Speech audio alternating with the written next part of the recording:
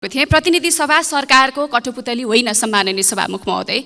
सरकारलाई जे मन लाग्छ त्यस्ता खालका कानुनहरू के ल्याउन मन लाग्छ ती खालका कानुनहरू यसरी लिएर आउने हो भनेर यो मिटरबाजी भनिने गरेको जुन प्रकरण छ यो धेरै गम्भीर विषय हो। यसमा राष्ट्र सेवाको उच्च पदस्थ कर्मचारीहरू संलग्न छन्, राजनीतिक दलका ठूला नेताहरूको समर्थनमा कामहरू भएका छन्, प्रहरीका उच्च अधिकारीहरू संलग्न छन् र यो सामन्तवादको अवशेषको रूपमा यो अहिले पनि बरकरार छ। राजनीतिक स्थापित राजनीतिक दलको नेताहरूकै संरक्षणमा चाहिँ मिटर ब्याज चाहिँ चलिरहेको भन्ने छ। म सरकारको गम्भीर ध्यान आकर्षण गराउन चाहन्छु। मिटर ब्याज कुन वर्ग कुन समुदायलाई बढी परेको छ त्यो त तत्त समय अनुसार हेर्ने हो भने यो निकै नै आवश्यक भइसकेको थियो। समाजमा ठुलो ठुलो समस्याहरू आउन थालिसकेको थियो। सरकारले यस्तो लापरवाही ढङ्गले जनतालाई गुमराहमा राख्ने, सदनलाई गुमराहमा राख्ने ढङ्गले अगाडि बढ्ने कुचेष्टा नगरोस् भन्ने कुरा पनि म सदन मार्फत राख्न चाहन्छु सभामुख महोदय। 25 अर्बको सम्पत्ति छ, 14 अर्ब उसैको ऋण छ अरे। उसलाई 25 अर्बको सम्पत्ति भएकोलाई 14 अर्ब किन ऋण दिने? सहकारीमा अहिले पूर्व वक्ताहरूले पनि भन्नुभयो सहकारीमा पैसा दिएको छैन, आफू भने 3-4 करोडको गाडी चढेर हिँड्छन्। त्यस्ता मान्छेहरूलाई हामीले के गर्छौँ? नमस्कार गरेर भलाकुसारी गर्छौँ कि भन्छौँ? यो भएन। त्यसकारण हाम्रो जिम्मेवारी पनि हो किनसँगै अपराध गरेकालाई कारबाही गर्ने भन्ने कुरा मात्र समाधानको पाटो नहुन सक्छ। त्यो अपराध किन गर्छ त र त्यसको समाधानको पाटो के हो? त्यो अपराध घट्नुपर्ने त्यसको वास्तविक अवस्था के हो भन्ने कुरामा पनि बुझेर राज्यले बुझेर त्यसको निराकरणको पाटोमा काम गर्यौँ भनेदेखि हामीले हाम्रा ती नागरिकहरूलाई मलाई लाग्छ हामी यसलाई परिष्कृत परिमार्जन र विकास गर्दै अगाडि जानुपर्छ र त्यस हिसाबले अहिलेलाई यो विषय ठिक छ। अब यो ललिता निवास सगरमाथा राष्ट्रिय निकुञ्जको जग्गा व्यक्तिको नाममा कसरी दर्ता भयो? न्यायालयको काम, न्यायालयको फैसलाले। जस्तै पिलो त निको भयो तर खिल चाहिँ अझै बाँकी छ र देशलाई घोचिरहेछ जस्तो। मलाई हाम्रो समाज कस्तो धन भएर ऐश्वर्य नभएको समाज जस्तो लागिरहेछ। आत्महत्या गर्नुपर्ने स्थिति आइपरेको छ। धेरै मान्य सांसदहरूलाई यो मेसेजहरू सन्देशहरू शक्ति केन्द्रमा रहेका मान्छेहरूको लगानी बेसी भएको छ भने त्यस्ता शक्ति केन्द्रबाट संरक्षित भएका पीडकहरूलाई कानुनले कारबाही गर्न पनि त रोकेको अवस्था देखियो नि त। त्यसकारण नागरिक, जिम्मेवार नागरिक सचेत हुने हो भने र आफ्नो दायित्व पुरा गर्ने हो भने धेरै हदसम्म हाम्रा माननीय सांसदज्यूहरूसँग आज जुन विषयमा छलफल हुँदैछ त्यसको विधेयकको आज एउटा कपी पनि छैन र के को आधारमा सैद्धान्तिक छलफल गर्दैछौँ हामी? यो महत्त्वपूर्ण प्रश्न हो जस्तो लाग्छ मलाई। वैशाख 27 गतेदेखि असार 5 गतेसम्म सरकार चिर निद्रामा बसेको छ सभामुख महोदय। र प्रधान न्यायाधीशजीले महान्यायाधिवक्ता हुँदा सरकारी जग्गा व्यक्तिको नाममा दर्ता गरेको भनेर बाहिर आएको छ। यस्तो विषय सबै अख्तियार दुरुपयोग हो। संसदले महाभियोग फुल हाउसबाट हतार गरेर त्यो अध्यादेश विधेयक छलफल गरेर पारित गर्नुपर्ने छ। त्यहाँ हालेका संशोधन उप पनि गम्भीरतापूर्वक छलफल भएको छैन। र सम्माननीय सभामुख महोदय, मुलुकी संहिता सम्बन्धी केही नेपाल ऐनलाई संशोधन गर्ने विधेयक 2080 प्रतिनिधि सभामा टेबल भएको छ। हालको अवस्थामा जुन मिटर ब्याजको समस्या देखिएको छ यसलाई समाधान गर्नको लागि तत्कालीन अवस्थामा यो विधेयक नितान्त रूपमा आवश्यक देखिएको भए तापनि प्रक्रियागत हिसाबले हेर्दा चाहिँ सरकारले प्रतिनिधि सभालाई व्यवस्था गरेको हो कि भन्ने कुरा देखिन्छ। अझ भनौँ प्रतिनिधि सभालाई छायामा पारेको हो कि भन्ने पनि भान हुन्छ। मैले अस्ति पनि एउटा छलफलमा भाग लिँदै गर्दा भनेको थिएँ प्रतिनिधि सभा सरकारको कठपुतली होइन सम्माननीय सभामुख महोदय। सरकारलाई जे मन लाग्छ त्यस्ता खालका कानुनहरू के ल्याउन मन लाग्छ ती खालका कानुनहरू यसरी लिएर आउने हो भनेर जुन चार्ट रोस्टर एउटा चाहिँ प्रतिनिधि सभालाई अधिवेशन सुरु हुनुभन्दा अगाडि नै उपलब्ध गराउनुपर्छ भन्ने कुरा मैले अगाडि पनि राखेको थिएँ र आज पनि फेरि त्यही कुरा दोहोऱ्याउन चाहन्छु। आज सदनमा टेबल भएर सैद्धान्तिक छलफल हुँदैछ तर आजको दिनसम्म पनि हाम्रा माननीय सांसदज्यूहरूसँग आज जुन विषयमा छलफल हुँदैछ त्यसको विधेयकको आज एउटा कपी पनि छैन र के को आधारमा सैद्धान्तिक छलफल गर्दैछौँ हामी? यो महत्त्वपूर्ण प्रश्न हो जस्तो लाग्छ मलाई। त्यसैले म फेरि पनि दोहोऱ्याउन चाहन्छु सरकारले कुन विषयमा विधेयक बनाउन चाहेको हो, सरकारले कुन विषयमा काम गर्न चाहेको हो भन्ने कुरा चाहिँ अधिवेशन सुरु हुनुभन्दा अगाडि सरकारले सांसदहरूलाई लिस्ट बनाएर दिनुपर्छ। यो सांसदको विशेष अधिकार हो जस्तो लाग्छ। यो दिनै पर्छ अनि मात्र सैद्धान्तिक छलफलहरू अर्थपूर्ण तरिकाले प्रस्तुत हुन्छन्। जे होस्, अब मैले भन्नै पर्ने कुरा जुन विधेयक आउँदैछ त्यो विधेयकमा चाहिँ यो बैंकिङ च्यानलहरू सहज हुने कुराहरू पनि समेटिन् भन्ने कुरा राख्न चाहन्छु र विधेयकमा वित्तीय साक्षरताका कुराहरू पनि समेटिनुपर्छ जस्तो मलाई लाग्छ। कानुनी दायरामा आउने जुन मुद्दाहरूको कुराहरू छन् तिनलाई द्रुत गतिमा कार्यान्वयन गराउने कुरा पनि सुनिश्चित हुनुपर्छ र पीडितहरू जो हुनुहुन्छ उहाँहरूको द्रुत सुनवाई हुनुपर्ने कुरा पनि यसमा सुनिश्चित हुनुपर्छ। हुन त अब अनुचित लेनदेनको कुरा मात्र यो विधेयकमा समेटिने कुरा छ, तैपनि अब जुन ब्याङ्कहरूको कुरा छ म यसमा थोरै जोड्न चाहन्छु। सुरुमा ऋण दिने बेलामा 8-9%मा ब्याङ्कले ऋण दिन्छ, उचित भनौँ, अथवा कागज गरेरै दिन्छ ब्याङ्कले, तर बिस्तारै 15-16% पनि ब्याङ्कले पनि त्यो ब्याज बढाउँछ अनि त्यो ब्याज पनि साउमा जोड्दै बढाउँदै लगेको देखिन्छ। यसलाई चाहिँ कसरी हेर्ने सम्माननीय सभामुख महोदय, किनभने यो विषयले पनि नेपाली जनताहरू व्यवसायहरू निकै मारमा परेको देखिन्छ। अनुचित लेनदेनको मात्रै होइन, ब्याङ्कहरूको पनि यो खालको एउटा अभ्यासले गर्दा धेरै नेपालीहरू मारमा परेर एउटा आत्महत्या गर्नुपर्ने स्थिति आइपरेको छ। धेरै मान्य सांसदहरूलाई यो मेसेजहरू सन्देशहरू फोन कलहरू पनि आउने गरेको छ। यी विषय कहाँ समेट्ने, यस्ता विषयलाई पनि समेटिनुपर्छ जस्तो लाग्छ मलाई। र समग्रमा यो विधेयक आउँदै गर्दाखेरि आम नेपालीले चाहेको जस्तो समस्या सम्बोधन गर्ने ब्याङ्किङ च्यानलका कुराहरू र ब्याङ्कका कुरा सँगसँगै यस्ता जुन हाम्रा अनुचित लेनदेनका कुराहरू छन् यिनलाई राम्रोसँग समेटेर लिएर आयोस् भन्ने कुरा व्यक्त गर्दै म यहाँबाट बिदा हुन चाहन्छु। सम्माननीय सभामुख महोदय, मुलुकी संहिता सम्बन्धी केही नेपाल ऐनलाई संशोधन गर्न बनेको विधेयकको सैद्धान्तिक छलफलमा सहभागी हुँदै गर्दा यससँग सम्बन्धित कुराहरूलाई म जब पनि हामी तीनवटा दृष्टिकोणले हेर्न चाहन्छु। जब कुनै कानुनको कुरा गर्न चाहन्छौँ, कुनै सिद्धान्तको कुरा गर्न जान्छौँ, त्यो बेलामा तीनवटा कुरा एकदम महत्त्वपूर्ण हुन्छ: समय, सन्दर्भ र सिद्धान्त। समयअनुसार हेर्ने हो भने यो निकै नै आवश्यक भइसकेको थियो। समाजमा ठुलो समस्याहरू आउन थालिसकेको थियो, त्यसैले गर्दा यो ल्याउन आवश्यक थियो। तर समय ल्याउँदै गर्दाखेरिको प्रक्रियागत हतारोपनमा केही असन्तुष्टिहरू व्यक्त गर्न चाहन्छु। यसमा जसरी राज्यको वा सरकारको यस्तो समस्या समाधान गर्नको लागि आवश्यक कानुन लिएर आउने, त्यसको प्रस्तावना लिएर आउने उहाँहरूको धर्म हो भने त्यसमा आवश्यक समयअनुसार हामीले आफ्नो धारणा व्यक्त गर्न पाउने हाम्रो पनि कर्तव्य र अधिकार हो। त्यसैले हामीलाई त्यो अधिकारहरूबाट वञ्चित नगरियोस्, कम्तीमा आगामी दिनमा यस्तो कुरामा ध्यान जाओस् भन्ने अनुरोध गर्न चाहन्छु।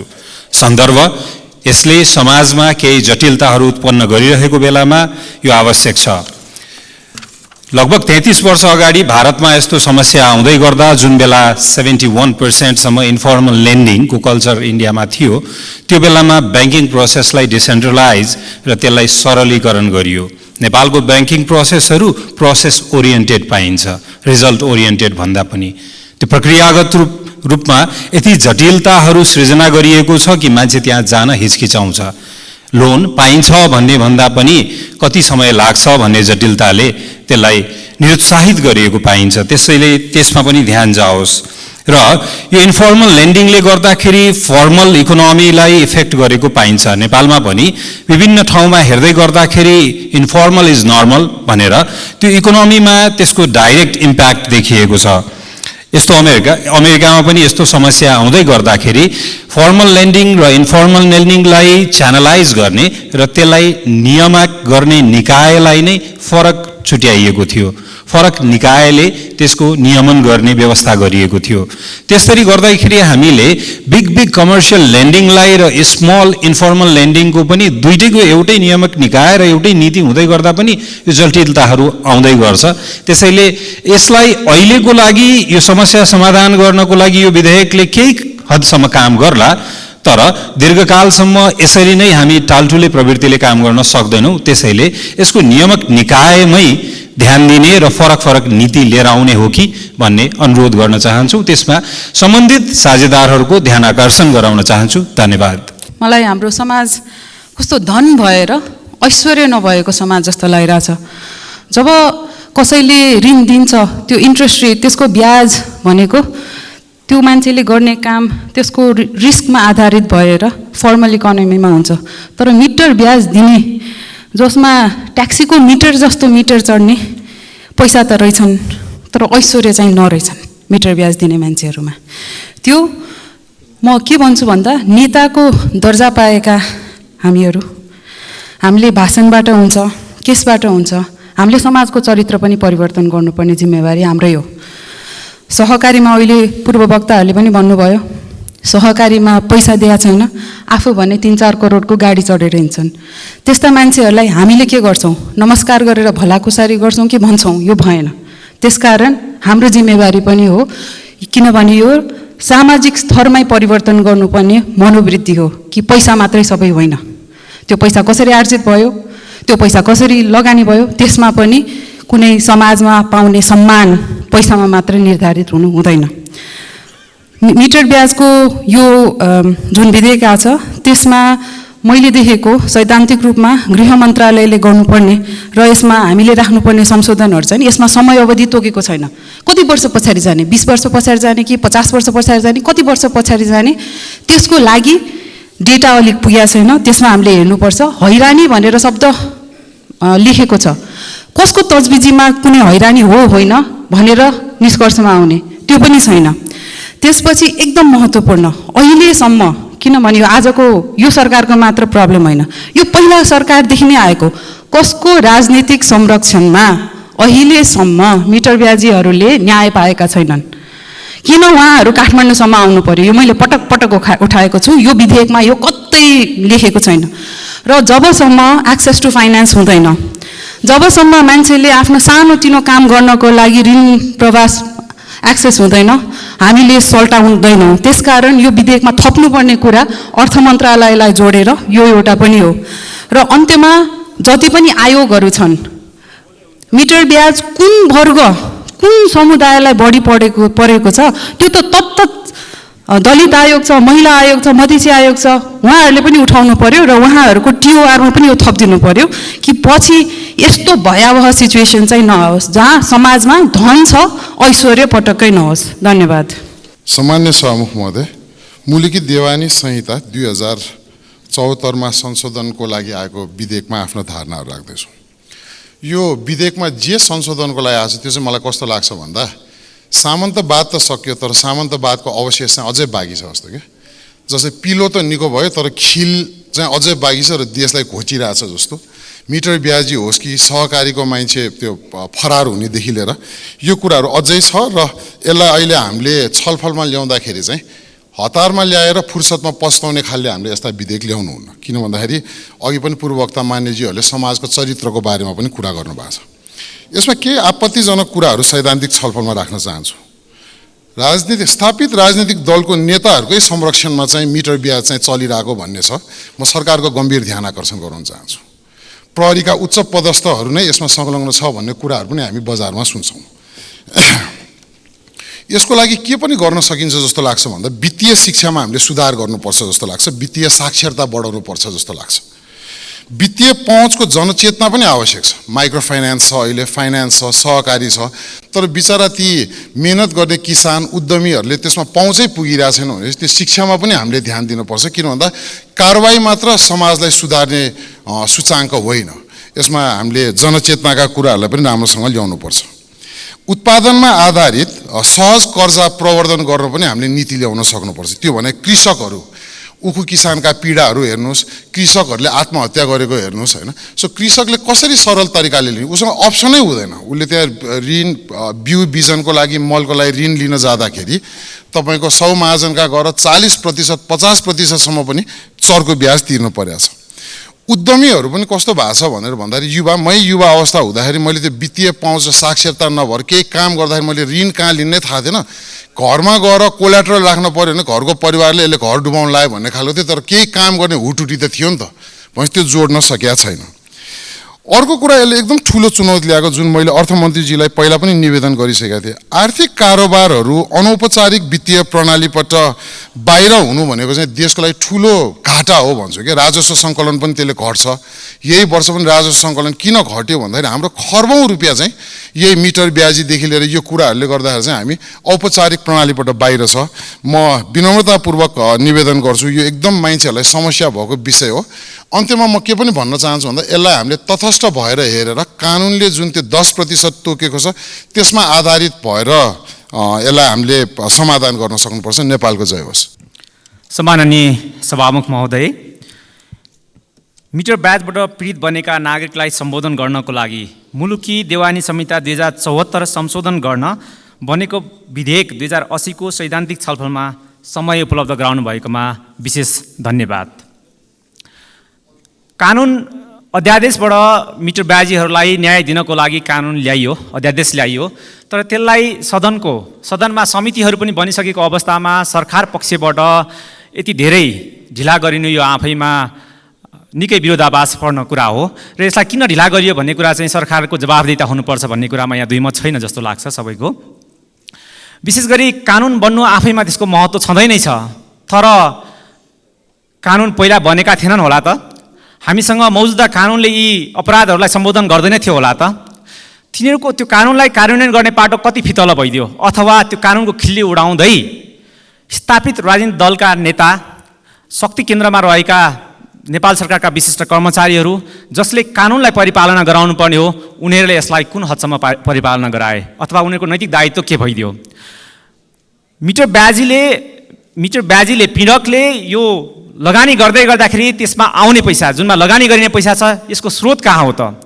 सुन्नमा आउँछ धेरै हदसम्म शक्ति केन्द्रमा रहेका मान्छेहरूको लगानी बेसी भएको छ भने त्यस्ता शक्ति केन्द्रबाट संरक्षित भएका पीडकहरूलाई कानुनले कारबाही गर्न पनि त रोकेको अवस्था देखियो नि त। त्यसकारण जिम्मेवार नागरिक सचेत हुने हो भने र आफ्नो दायित्व पुरा गर्ने हो भने धेरै हदसम्म हामीले अपराधलाई निराकरण गर्न सक्छौँ भन्ने कुरा हामीसँग मौजुदा भएको कानुनले पनि गर्छ भन्ने कुरा हामीले बुझेका छौँ, तर त्यो गर्न सकेनौँ। यो नै सबैभन्दा ठुलो व्यतिथि र सबैभन्दा ठुलो भ्रष्टाचार हो र यसको विरुद्धमा सबै सशक्त रूपमा उभिनुपर्छ भन्ने कुरामा कसैको दुईमत छ जस्तो लाग्दैन। त्यसै गरी वित्तीय पहुँचता र वित्तीय साक्षरतामा राज्यले दायित्व कति निर्वाह गर्यो त? नागरिक अभाव नहुने हो भनेदेखि, नागरिकलाई त्यो समस्या नपर्ने हो भनेदेखि चङ्गुलमा किन फस्नु पर्थ्यो र? तर राज्यले त्यो चङ्गुलमा फस्नुपर्ने बाध्यता आफै सिर्जना गरेको अवस्था हो नि त। त्यसकारण ग्रामीण क्षेत्रका नागरिकलाई सहुलियत रूपमा वित्तीय सहायता उपलब्ध गराउनको लागि राज्यले खेल्नुपर्ने भूमिका पनि अहम छ। त्यसमा हामी कतिसम्म चुकेका छौँ भन्ने कुरा हामीले महसुस गर्नुपर्छ र राज्यले एकदमै त्यसलाई समयमै वित्तीय सहयोग उपलब्ध गराउनको लागि त्यो सबै पूर्वाधारहरू तयार पार्नुपर्छ भन्ने कुरामा पनि हामीले भुल्नु हुँदैन। सँगसँगै अपराध गरेकालाई कारबाही गर्ने भन्ने कुरा मात्र समाधानको पाटो नहुन सक्छ। त्यो अपराध किन गर्छ त र त्यसको समाधानको पाटो के हो, त्यो अपराध घट्नुपर्ने त्यसको वास्तविक अवस्था के हो भन्ने कुरामा पनि राज्यले बुझेर त्यसको निराकरणको पाटोमा काम गऱ्यौँ भनेदेखि हामीले हाम्रा ती नागरिकहरूलाई त्यो अपराधको चङ्गुलबाट फस्ने प्रक्रियाबाट मुक्त गराउन सक्छौँ। र सँगसँगै नागरिकको तहबाट गर्ने आर्थिक कारोबारमा हामीले जुन 10% को सीमा तोकेका छौँ र क वर्गका बैंकिङ क्षेत्रहरू, वित्तीय संस्थाहरूमा चाहिँ हामी 16% ब्याज असुल गर्नको लागि छुट दिने, तर नागरिकको तर्फबाट गर्ने कारोबारमा 10% सीमित गर्दै गर्दा यो कति व्यवहारिक छ? यसलाई पनि हामीले यो विधेयक पास गर्दै गर्दाखेरि सबै पाटोबाट छलफल गर्नुपर्छ कि पर्दैन भन्ने कुरामा हामीले बुझ्नुपर्छ। समय सकियो र यो विधेयक पास गराउँदै गर्दाखेरि सर्वपक्षीय पाटोबाट छलफल गरेर बहुमतको आधारमा भन्दा पनि साँच्चै यसको आवश्यकताको पाटोमा हामीले छलफल गरेर यसलाई पास गराउन सक्यौँ भने हामीले भोलि गएर पछुताउनु पर्दैन भन्ने मेरो धारणा राख्दै बिदा हुन्छु। धन्यवाद। सम्माननीय सभामुख महोदय, हामी अहिले मुलुकी संहिता सम्बन्धी केही नेपाल ऐनलाई संशोधन गर्न बनेको विधेयकको सैद्धान्तिक छलफलमा छौँ। पहिलो त मिटर ब्याजी समस्या देशमा जुन ढङ्गले अगाडि आयो त्यसलाई सम्बोधन गर्नका निमित्त पीडितहरू आन्दोलनमै जान पर्यो आफ्ना पीडाहरू लिएर। त्यसलाई समेत सम्बोधन गर्ने गरिकन अध्यादेशबाट भए पनि सरकारले सम्बोधनका लागि जे पहल कदमी लियो त्यसका लागि म धन्यवाद दिन चाहन्छु। र सँगै अहिले यो सदनमा यो विषय आएको छ, हामी छलफलमा छौँ। धेरै कुरा त दफावार छलफलमै हामी गर्नेछौँ, तर पनि हिजो हामी एउटा हिसाबले यो व्यवस्था परिवर्तनको कुरा गर्दा सँगसँगै जाली तमासुकका कुरा, झुक्याएर गर्ने कुरा, ब्याजको स्याज बनाएर लिने कुरा, यी सबै कुरा पनि त्यसबेला यो व्यवस्था परिवर्तनसँग सम्बन्धित भएर हामीले गर्दा जनताका यी विषयहरू पनि थिए र हामीले ती विषयहरू पनि उठान गरेका थियौँ। मलाई लाग्छ यो विषय त्योसँग पनि अन्तर सम्बन्धित छ। अहिले हामी छलफलमा छौँ, यद्यपि यसका बारेमा केही मिश्रित धारणाहरू अवश्य नै छन्। विज्ञान प्रविधिको विकास सँगसँगै र समाजको विकास क्रम सँगसँगै नयाँ अन्तर्विरोध र घटनाक्रमहरू अगाडि आउँछन्, त्यसलाई हामीले व्यवस्थापन गरेर अगाडि जाने हो। त्यसैले अब हामीले अलिकति एक कदम अगाडि बढ्न खोज्दाखेरि केही च्यालेन्जहरू केही चुनौतीहरू निश्चय नै आउँछन् नै। यसो गर्दा अहिले अनौपचारिक हिसाबले कारोबार लेनदेन र आर्थिक जे हाम्रो त्यहाँ गाउँघरमा लेनदेन चल्छ त्यो हिजो पनि थियो, आज नि छ र भोलि पनि चल्छ। यसो गर्दा कानुनलाई दुरुपयोग गर्ने हो भने भोलि त एउटाले अर्कोलाई 50,000 लाख रुपियाँ दाम देला, त्यही न्युमा फेरि अर्कोले अर्कालाई मुद्दा गर्ने, यस्तो पर्ने, यसका केही डिफल्टेजहरू आउलान्। तर त्यसो हुन्छ भनेर आजको समाज विकास क्रम र आजको विज्ञान प्रविधि र आजको परिस्थिति अनुसार हामीले कानुनहरू बनाएनौँ भने यो त फेरि एउटा केही च्यालेन्ज आउँछ। त्यस हिसाबले मलाई लाग्छ हामी यसलाई परिष्कृत, परिमार्जन र विकास गर्दै अगाडि जानुपर्छ र त्यस हिसाबले अहिलेलाई यो विषय ठिक छ। र अन्तमा मेरो के कुरा छ, सामान्य सभामुख मार्फत भने हामी अन्तिम परेपछि मात्रै काम गर्ने जे हाम्रो कार्यशैली छ यसलाई बदलौँ र विधेयकहरूलाई एउटा बास्केटमै राखेर रोस्टर बनाएर तत्काल हाम्रो आजको विज्ञान प्रविधिको विकास र समाज विकासको क्रमअनुसार के विधेयकहरू आवश्यक हुन् भन्ने कुराको चेकलिस्ट बनाएर काम गरौँ। धन्यवाद। लाल सलाम। सम्माननीय सभामुख महोदय,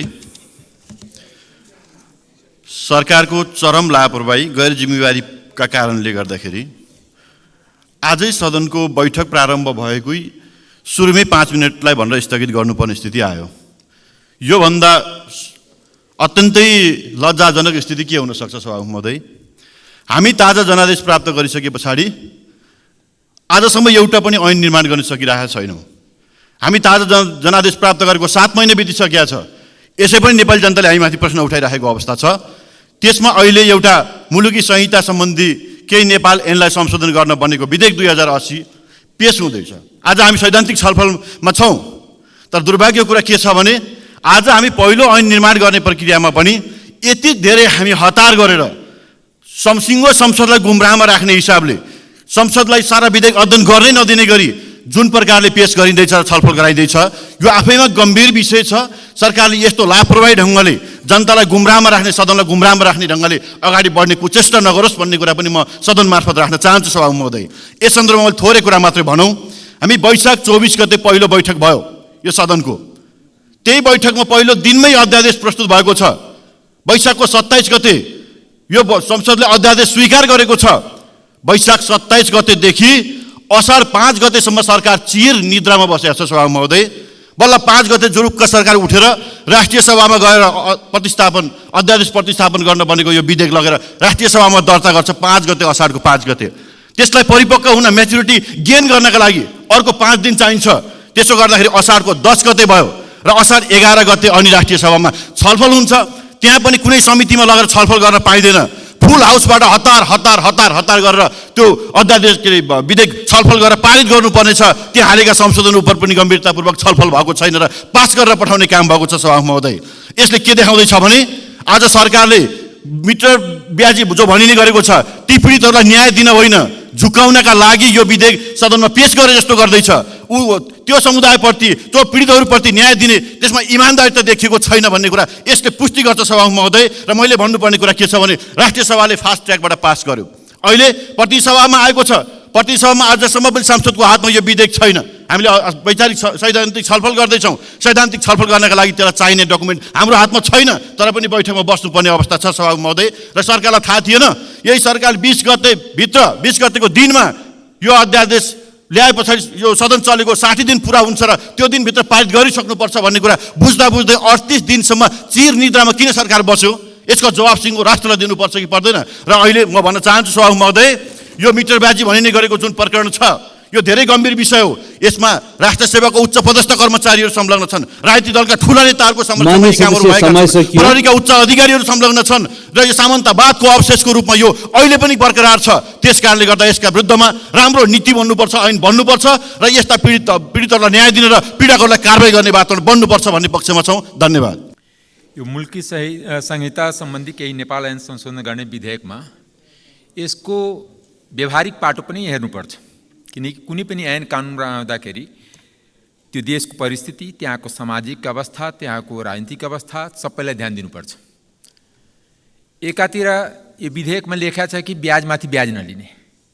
यहाँ संयोगले अर्थमन्त्री पनि यही हुनुहुन्छ, पूर्व अर्थमन्त्री पनि यही देख्नुहुन्छ। ब्याङ्क ब्याजबाट ब्याज लिएछ कि छैन? त्यो ऐन बनाउँदाखेरि एउटा छाता ऐन बनाऊ कि कुनै पनि निकाय, कुनै पनि वित्तीय संस्था ब्याजमाथि ब्याज नलियोस्। ब्याङ्कले त के गर्छ, ऋण प्रभाव गर्नुभन्दा पहिले 5% सेवा शुल्क लिन्छ। त्यो को सेवा शुल्क हुन्छ, ब्याज पनि लिन्छ। आखिर त्यो मनी लेन्डिङको कारण त ब्याज लिन्छ नि। त्यस कारणले यहाँ जुन बनेको छ कि यो दुई थरीको छ। एउटा जो ज्यादती गरेकै छ कि 1 लाख दिने, 10 लाखको कागज बनाउने या 4 लाखको कागज बनाउने, 4 गुणा बनाउने र उसको जग्गा जमिन लिने, त्यसलाई कानुनको दायरामा ल्याउनु चाहिँ कारबाही गर्नुपर्छ। एउटा यस्तो पनि छ कि जसले 1 लाख दिन्छ, 1 लाख लेखाएको हुन्छ, तर ऋणीको नियत बदनियत हुन्छ कि यसलाई पचाउने, उल्टे मिटर ब्याजमा हालिदिने। त्यो त दुखी भयो नि। त्यो त भन्दा कम कतिले साप्टिदिएछ, त्यसलाई पनि मिटर ब्याज भनिदिएछ नि। यो दुईटै कुराले यसमा राजनीति गर्दाखेरि उपयुक्त हुने, समाजमा द्वन्द्व हुन्छ। दोस्रो कुरा, हाम्रो समाजमा द्वन्द्व भन्दा पनि अर्थमन्त्री जे हुनुहुन्छ उहाँको जति ब्याङ्कहरू छन्, सरकारी ब्याङ्क या प्राइभेट ब्याङ्क छन्, सबै ठुला व्यापारीहरूको लागि छ। किन नेताजीको घर घरमा त ठुला व्यापारी आउँछ, बेचारा गरिब किसान दलित यिनीहरू त आउँदैन, कुनै चेपाङ त आउँदैन। त्यस कारणले त्यो आज जगदम्बा ग्रुपले कति ऋण लिएछ, चौधरी ग्रुपले कति ऋण लिएछ, इभन के भन्छ ज्योति ग्रुपले कति ऋण लिएछ। ठुलाले अर्बौँमा ऋण लिने, त्यो गाउँको गरिबलाई 1 लाख रुपियाँ ऋण दिन्छ, बिना धितो ऋण दिन्छ, दिँदैन नि। अहिले पनि हाम्रो सामाजिक अवस्था यस्तो छ कि जहाँ जसको घडेरै पनि अलानीमा छ, आफ्नो जग्गामा छैन, तर त्यसलाई पनि आवश्यकता पर्छ अनि औषधि उपचारको लागि, या बाबुआमा मर्दाखेरि श्राद्धको लागि, या छोरा पढाउनको लागि। त्यस्तो अवस्थामा सामाजिक, त्यस कारणले गाउँमा पर्छ। र दोस्रो कुरा, गाउँमा पैसा दिने व्यवस्था ब्याङ्कबाट गर्नुपर्छ। यदि यसलाई कानुन लगाउने हो भने सम्पूर्ण जनताले ऋण पाउने र या पाएको बेलामा आवश्यकताको अनुसारले समयमा उपलब्ध गराउने ग्यारेन्टी सरकारले गर्नुपर्छ। न त गाउँहरूको कारोबार त ब्याङ्किङ गर्ने, ब्याङ्क त खालि ठुलाबडाको लागि, सहरियाको लागि मात्र हो। हामी बुझ्दाखेरि गाउँमा, मेरै गाउँमा ब्याङ्क छ, नेपाल वाणिज्य ब्याङ्कको शाखा छ, तर त्यो गाउँको जनतालाई कहिले पनि ऋण दिँदैन। बरु त्यहाँ सेभिङ गर्छ, त्यहाँ पैसा जम्मा गर्छ, त्यो पैसा कहाँ पठाउँछ, काठमाडौँ पठाउँछ, काठमाडौँमा ऋण दिनलाई। त्यस कारणले यो जुन ऋणीको लागि कानुन बन्न खोजिरहेछ, यसमा एक थरीले आन्दोलन गर्यो, उसको लागि अध्यादेश है, अर्को थरी आन्दोलन गरेछ। दुईटैको बीचको कुरा सुनेर जो राज्यले न्याय गर्नुपर्छ, समय सकियो, म सकाउनु लागेको छ म। त्यस कारणले राज्यले जनतालाई समयमा पैसा उपलब्ध नगराउने। आज भर्खरमा क्षेत्रमा जाँदाखेरि अहिले कोही कसैलाई पैसा दिन तयार छैन, चाहे जतिसुकै आवश्यकता परे पनि, मरे पनि, परे पनि, आदि बिरामी भए पनि, त्यो अवस्थामा कसरी उपलब्ध गराउनु, त्यसको व्यवहारिकता पक्ष पनि त कानुनले अगोट्नु पर्यो नि। त्यसै कारणले खालि क्रान्तिकारिताको नाउँमा जब हामी सबै क्रान्तिकारी छौँ, 63 देखि देश किन तल गइरहेछ, किन भ्रष्टाचार बढेको बढी छ? सबै भन्छ हामी भ्रष्टाचार विरोधी छौँ। भ्रष्टाचार विरोधी छ भने भ्रष्टाचार बढ्यो कसलाई? कि अमेरिकन आएर बढाइदियो, कि इन्डियन आएर बढाइदियो, कि जापानिज आएर बढाइदियो? त्यस कारणले यो जुन क्रान्तिकारिताको नाउँमा समाजलाई बिथोल्ने काम पनि नहोस्। दोस्रो कुरा, दोषीलाई दण्डित होस्, निर्दोषलाई अहिले एउटा आफ्नो आइडियोलोजी लिएर। सभामुख महोदय, यो मुलुकी संहिता सम्बन्धी संशोधन विधेयक जुन आयो मिटर ब्याज पीडितहरूको उद्धारको निम्ति, यो अहिले हाम्रो देशको स्थिति पनि संसारका अरू पुँजीवादी देशको भन्दा फरक छैन। पुँजीवादी व्यवस्थामा असभ्य अवस्था, छलपूर्ण स्थितिहरू हुने र यसैको उदाहरण हो यो मिटर ब्याजी। र मिटर ब्याज लिनेलाई ठगी, जालसाजी, किर्ते लगायतको कानुन लगाएर अगाडि नै कारबाही गर्नुपर्ने थियो, त्यो भएन। विधेयक अब यसलाई समितिमा लगेर अझ यसलाई सबल बनाउनु जरुरी छ। समय नभए कसरी समय मिलाउने हो? र बैंक ऋण सीमित व्यक्तिले अरबौं अरब प्राप्त गर्ने, आज एउटा आयो 25 अर्बको सम्पत्ति छ, 14 अर्ब उसैको ऋण छ अरे। उसलाई 25 अर्बको सम्पत्ति भएकोलाई 14 अर्ब किन ऋण दिने? पुँजीवाद भनेको यही हो। केही मान्छेलाई पोस्ने, असङ्ख्य मान्छेको घाँटी न्याक्ने, यही हो। त्यसैले यो बन्दोबस्त फेर्नुपर्छ। र निजी बैंक भनेको नाफाको लागि खुलेको हुन्छ। उसले मिटर ब्याज पीडितलाई दुःख भयो कि भनेर ऋण दिँदैन। त्यसकारण निजी बैंक सामाजिकरण गर्ने, राज्यले लिने अनि बैंकले जिम्मेवारी लिने। र साथसाथै मान्छेको गर्वदेखि चिहानसम्म सरकारले जिम्मा लिनुपर्छ। सरकार भनेको त्यसैको लागि हो। मैले अगाडि पनि भने मन्त्रीहरू भनेको झन्डावाल गाडीमा सिंहदरबारभित्र बाहिर गर्नलाई होइन,